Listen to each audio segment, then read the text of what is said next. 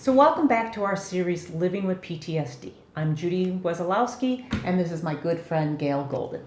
So Gail, people who have PTSD want to avoid triggers. Yes. Because triggers activate the amygdala, and then cortisol and adrenaline pump through the body, and a person might feel anxious, scared, or even angry.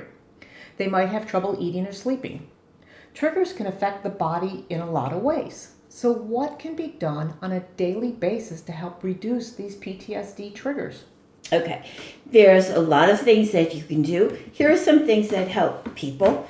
Breathing exercises, yoga, dancing, walking, regular exercise. These things do help some people.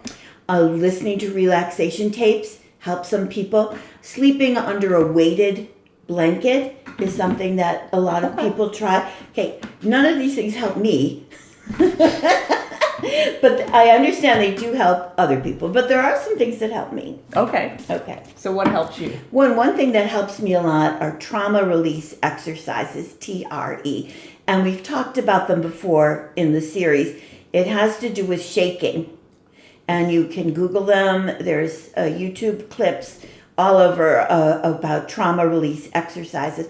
Shaking is good for any kind of anxiety, and it's wonderful for folks who have PTSD. It completes the cycle. You didn't fight because you couldn't. You didn't run because you couldn't. You froze because you had to, and that gets you moving again and defrosts you.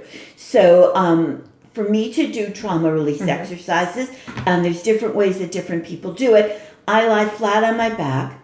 You don't have to pay attention to what you're doing. Okay. You don't have to shake your arm 10 times and then shake your leg 10 times. Don't pay any attention to it. Let your subconscious take over. So I just put on TV or music or something and just lie there and just get myself starting to shake. You'll see what happens. Sometimes it gets quite violent. Sometimes it's a little thing. Sometimes it's one part of your body. Sometimes it's another. You'll know when to stop. You'll know when. You'll feel better. And you'll know when to stop. You can, while you're shaking, pretend you're punching and kicking the person, if there was a person who traumatized you. You can pretend you're running. You're using this to run. You can have that going on in your mind if you want to, but you don't have to. It helps a lot. And there's a wonderful video on YouTube of a polar bear who froze. He was in a fight, flight, or freeze situation because of hunters, and he froze, and then the hunters backed off, but they continued videotaping him from a distance when he felt safe again, and you see the polar bear starting to shake and coming back to life. That's what you need to do. So trauma release exercise when you're feeling anxious or having sleep problems or whatever is a very helpful thing. You don't have to do it every day, but whenever you're feeling like you need to do it, go for it. It's really great. Again, there's a lot of videos about it online. Okay. Anything else? Yes, there are. I made some notes here. Okay. I, like many people who have anxiety issues, I'm very careful about what I read and what I watch on TV, especially in the evening. So the evening is for sitcoms and reality TV and things like that, and not for the news or anything that could be upsetting. I put on white noise or the sound of rainfall when I go to sleep, and I sleep in a cold room, and I even put a cold pad, one of those cold pads that stick on your head, on my head, because that activates the vagus nerve, and we talked about that earlier in the series, right? And I've got a pillow. It's supposed to stay cool. It doesn't stay cool if you put a pillowcase on it and you put your head on it. And you think, well, what the heck good is the pillow? Right. But without a pillowcase, if you keep it by your side, if you're starting to feel like anxious or whatever, or if you've got, hot flashes, and you roll over onto that pillow, just have it on your side, it really does cool you off. So those are things. Stay cold.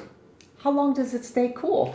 I don't know, Dr. Judy. I never timed it. It's at night. You fall asleep? You fall asleep, and the pillow is great. The pillow is my good friend. It works. I surround myself with a lot of pillows. It's like a womb kind of a thing. Nice. Yeah, that makes you feel good too.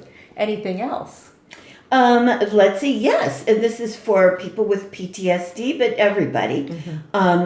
If you allow yourself to get hungry, if you allow yourself to get overtired or stressed out, and you've got PTSD, those are amygdala hijack things. And if you've got PTSD, it could, you could find yourself in a cycle where you keep getting triggered all the time. So I'm really careful about not booking myself to do too much, and taking good care of myself. Yes. I guess it's okay to say no. You have to. If people ask for too much and you just can't do it, you just have to say no. You have to say no, because if you're not your own best friend, who's going to be, right? Perfect. I love it. Thank you. Thank you very much for joining us, and come back next time when we talk about figuring out what gave you PTSD.